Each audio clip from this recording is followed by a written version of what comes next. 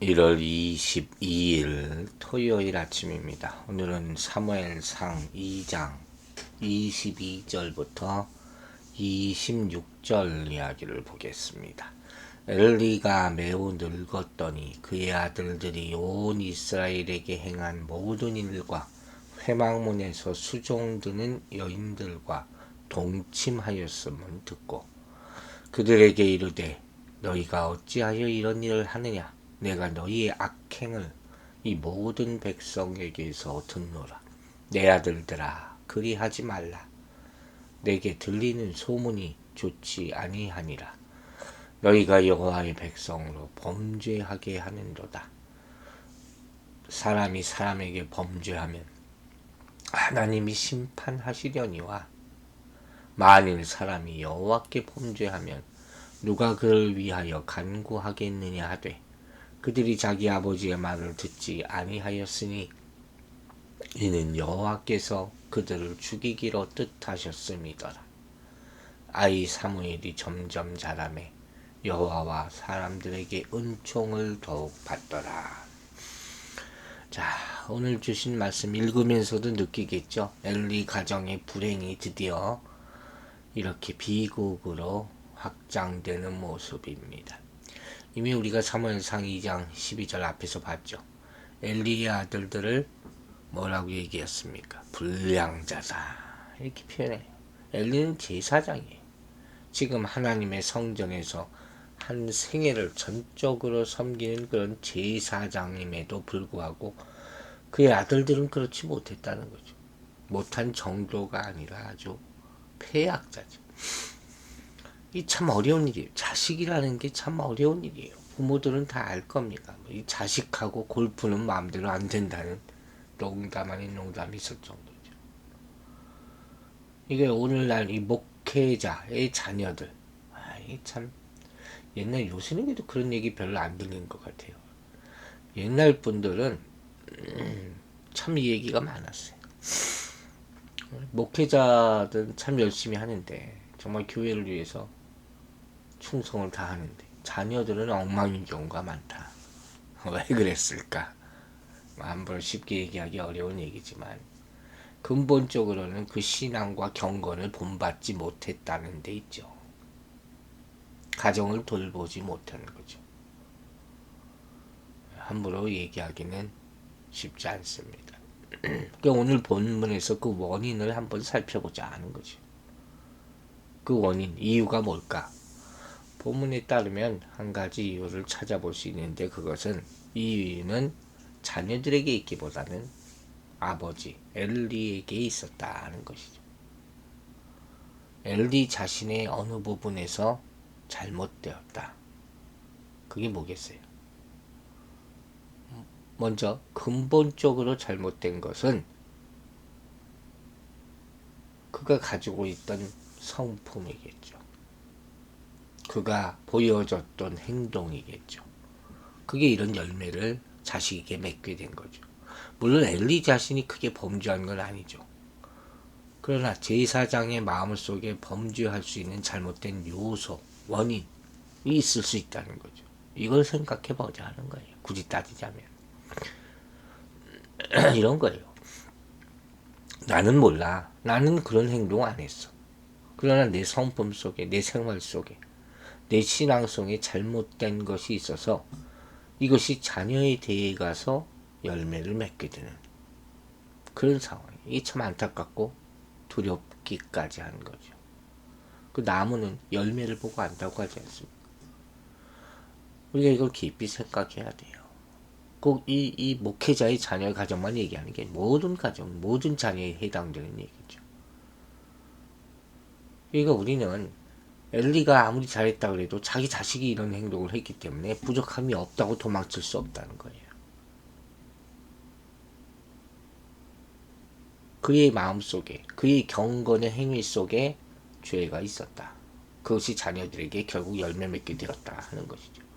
엘리는 하나님을 섬기면서 평생 선한 삶을 살아갔다 이렇게 말할지도 모르지만 자녀들에게는 나쁜 습관이 언제부턴가 자리 잡게 된 것이죠.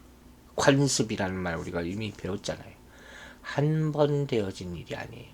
계속해서 쌓여서 그러한 것이 습관이 된 것이 부모에게 있었던 어떤 부정적인 모습이 자녀에게 이어지게 되고 그것이 반복되어서 습관이 되는 계속해서 그것이 반복되면 성품이 되어버리는 거예요. 즉 여기서 한 번 더 생각하면 이 습관이라는 것은 왜 생기냐? 생각 없이 행동하게 되어졌다는 거예요. 나도 모르는 사이에 그게 나타나. 그러니까 하나하나를 깊이 생각하면서 하는 일은 그것이 변화되는 거예요. 변화를 일으킬 수밖에 없고 개혁을 나타내는 것이죠. 그러나 습관이라는 게 뭡니까? 아무 생각 없이 할 수 있는 것이죠. 하지만 오늘은 아무 생각 없이 하지만 원래부터 그랬던 것은 아니라는 거죠. 자꾸 그것을 반복하는 그런 상황 가운데서 습관이 되어버렸잖아요. 그런 행동들, 하나의 자기 나름의 생활 패턴이 되어버린 거예요. 그래서 이제는 이게 잘하는 건지 못하는 건지 아무 생각이 없어요. 그래서 저절로 그렇게 의뢰 그렇게 되는 것 같죠. 이렇게 되면 바꾸질 못합니다. 이게 무서운 거예요. 그게 당연한 것 같아. 이렇게 여겨지는 것이고 잘못한 것도 잘못한 것이라고 생각하지 않는 거죠. 자, 이게 22절 뭐라 그랬어요? 엘리가 매우 늙었더니 그 아들들이 온 이스라엘에 행한 모든 일과 회막문에서 수종드는 여인과 동침하였음을 듣고 사무엘상 4장 15절에 따르면 이때 엘리가 98살이에요. 그러니까 엘리의 아들들은 그쵸 늙은 아비의 말에 귀를 기울이지 않았던 거예요. 온 이스라엘에게 행한 모든 일이라 그랬어요. 온 이스라엘이 이들의 행악을 다 알았다는 거예요.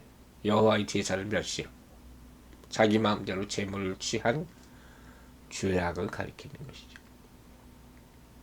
그걸 다 알았어. 회막문에 수종되는 여인이란 누굽니까? 성소에서 섬기는 여인을 말하는 거잖아요. 제사 후에 제기를 씻거나 노래 부르는 그런 일들을 맡아보아할 것으로 추측하는 그 여인이죠. 그 여인과 동침했다. 그 여인과 잠자리를 했다는 거예요. 그러니까 이처럼 엘리의 아들들의 죄악이라는 것은 갈수록 심해져서 성전에서 음란 행위를 하는 데까지 이르고 말았다. 이방인의 제사에 행하는 그런 행위와 똑같은 것을 행한 것이죠. 엘리는 이런 일을 행하지 않았겠죠. 그러나 이제 나쁜 거는 아주 금방 배우는 법이에요. 이런 것들은 다른 사람까지 실족하게 만들 수 있죠. 아니 제사장의 아들들이 이렇게 하는데 안 그러겠습니까? 어쩌다가 이 지경까지 되었는지 앞에서 여러 가지 이유를 설명해 봤지만 불량한 습관이라는 것은 점점 발전되게 돼 있어요. 악이 죄가 확장되는 것처럼. 처음에는 어땠어요? 재물을 꺼내 먹고 갈취해 먹고 이것으로 시작되었지만 이거 어렸을 때 이야기거든요. 그러니까 커지니까 이제는 하나님의 성전이나 하나님 앞에 드리는 제사 이런 것을 하나님 앞에서 한다는 경건이나 두려움이 전혀 없게 되었다. 그 제사가 어떤 제사겠어요? 완전히 형식적인 그걸 넘어선 타락한 제사가 되는 것이죠. 이거 오죽하면 성전에서 수종드는 여인들과 간음하는 자리까지 나아버리고 말겠습니까? 갈 때까지 가는 거죠. 처음 시작도 잘못됐죠. 점을 꺼내 먹는 일. 그러나 거기 이거 비교할 수 없죠. 이제 엄청난 범죄를 저지르게 되는 것이죠. 그러면 오늘 본문을 보면 이런 말이 나와요. 엘리가 아들들을 말렸냐 안 말렸냐. 아들아 그러지 말라. 이 얘기가 나와요. 이 다음에 바로 뒤에서 그거 가지고 되겠습니까? 이 듣겠어요? 이미 늦은 거예요. 자, 23절부터 이런 말이 나와요. 그들에게 이르되 너희가 어찌하여 이런 일을 하느냐. 내가 너희의 악행을 이 모든 백성에게서 듣노라. 내 아들아 그리 말라. 내게 들리는 소문이 좋지 아니하니라. 이때는 벌써 늦은 거예요. 가슴 아프겠죠. 안타깝겠죠. 그래 이미 이 엘리의 아들들의 범죄라 백성들 사이까지 널리 알려지게 되었다 하는 거예요. 그 죄악이 가지고 오게 될 결과를 지적하고 있죠. 얼마나 부끄러웠을까요? 그죠? 이 아들들은 제사장의 위치가 무엇인가를 망각하는 행위를 저지르고 있는 거예요. 백성들이 죄를 지으면 그들이 그걸 경고해야죠. 특히 돌이키게 해야 할 직무를 가지고 있음에도 불구하고 저들이 도리어 죄악의 선봉장이 되어버렸어요. 뭐 다 그거 물들고 본받고 그럴 거 아니에요. 아니 제사장이 저렇게 하는 백성들을 자기들과 동일한 죄악의 길로 인도하는 심각한 파멸 행위라는 거예요.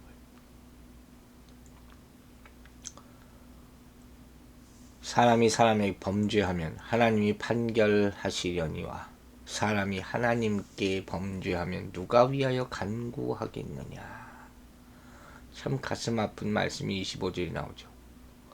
사람이 사람에게 범죄하면 하나님이 판결하시려니와 하나님은 우리 죄를 용서해 주실 수 있어요. 그죠? 회개하면. 그러나 사람이 여호와께 범죄하면 누가 위하여 간구하겠냐. 사위의 은총을 거부하고 하나님을 모독하면 누가 이걸 봐줘요? 하나님 대신 봐줄 사람이 있습니까? 누가 속죄를 구합니까? 엘리의 아들들의 행위가 바로 이에 해당하는 거예요. 하나님을 모독한 죄. 지금 이걸 알고 나서 엘리가 경고한 말이 무슨 소리? 이미 늦었죠. 투레이시라는 거예요. 이 말이 하나님의 심판을 확정짓는 마지막 선언이 되고만 그런 안타까운 지금 모습이 나오는 것이죠. 여러분 이것을 보세요. 내 아들아 그리 말라. 내게 들리는 소문이 좋지 아니하니라. 너희가 여호와의 백성으로 범죄케 하는도다. 여러분 출애굽기 4장 21절 보면 하나님께서 바로의 마음을 강팍해 하셨다. 이 유명한 말씀이 나오죠. 하나님은 죄에 대해서 여러 차례 이미 경고를 하셨어요. 근데 악한 것을 치닫게 되면 그거 어떻게 할 수가 없어요. 하나님이 하실 수 없는 유일한 한 가지가 있어요. 회개하지 않는 죄인을 용서하실 수 없는 거예요.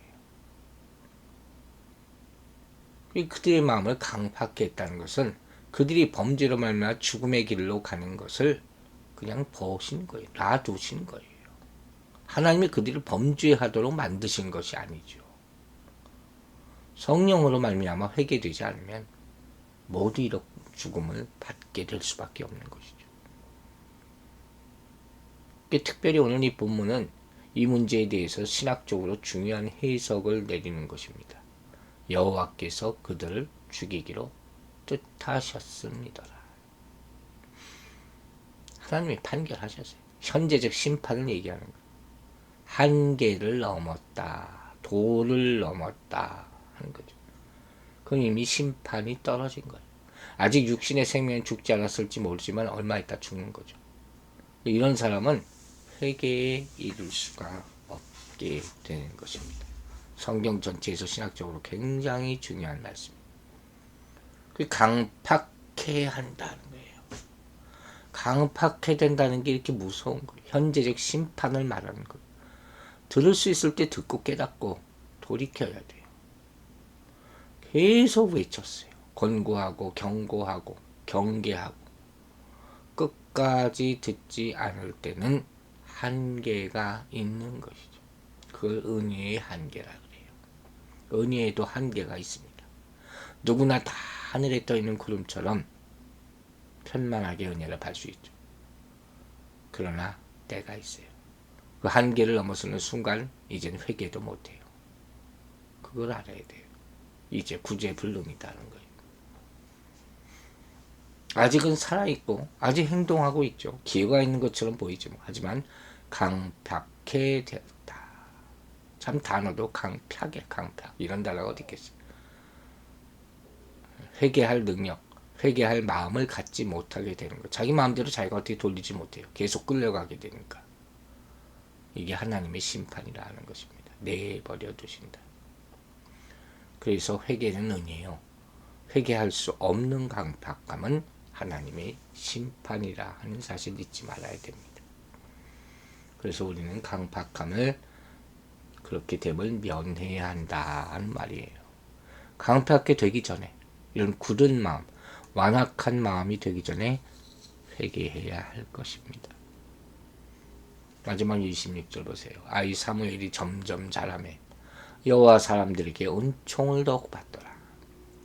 엘리 가문의 몰락과 사무엘의 영적, 육적 성장이 대조가 되는 그런 장면이죠.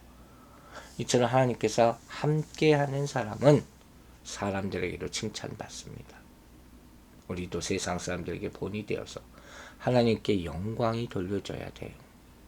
엘리와 두 아들이 죽고 난 후에 그 뒤를 이어서 이스라엘의 정치적 종교적 지도자가 된 사람이 바로 사무엘 아닙니까?